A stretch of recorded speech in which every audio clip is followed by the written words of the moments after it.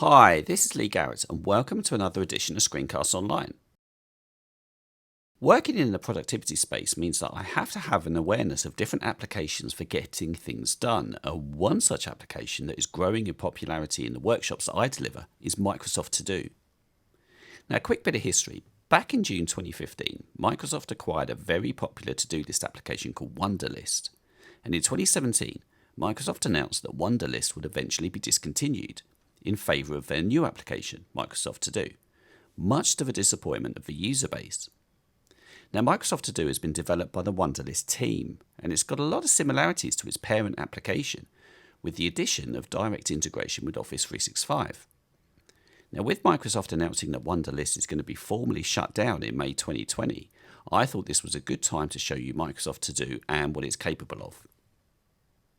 Now, Microsoft To Do is naturally cross-platform. There were releases in late 2019 of a macOS version to complement the iOS version and the web interface that we've been able to access before. Now, today I'm going to demonstrate To Do on the iPad, as well as touch on how it works on macOS, although the two are very similar. So let's get started.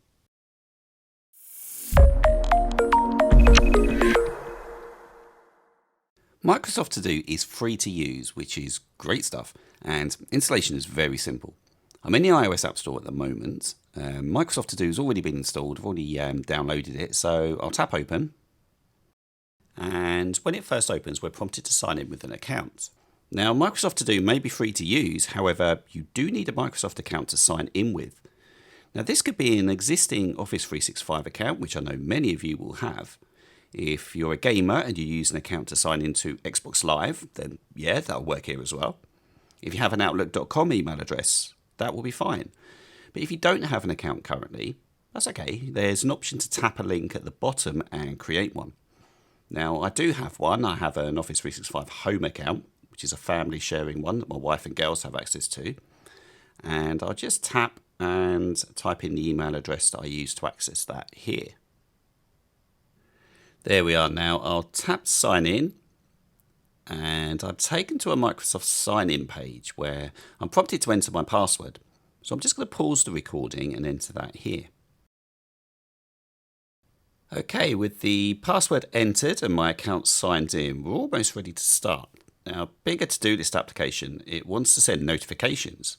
Now, ordinarily, I'm pretty wary about giving apps the ability to disturb me. However, we're going to be enabling reminders for certain actions, and if I don't enable notifications, it's going to be a bit tricky to receive them.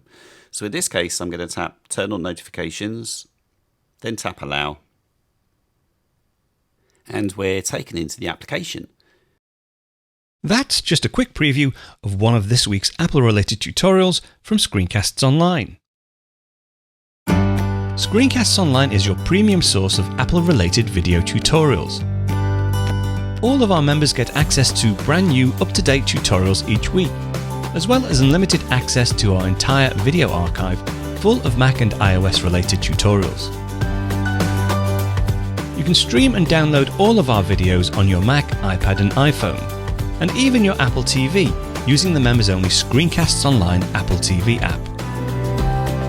Membership also includes a complimentary subscription to the digital Screencasts Online monthly magazine, published each month and packed with videos, articles, reviews, as well as hints and tips covering all aspects of the Mac, iPad, iPhone, and all of the other fantastic Apple products. So, if you're ready to start getting the most out of your Apple devices, visit screencastsonline.com today and become a Screencasts Online member.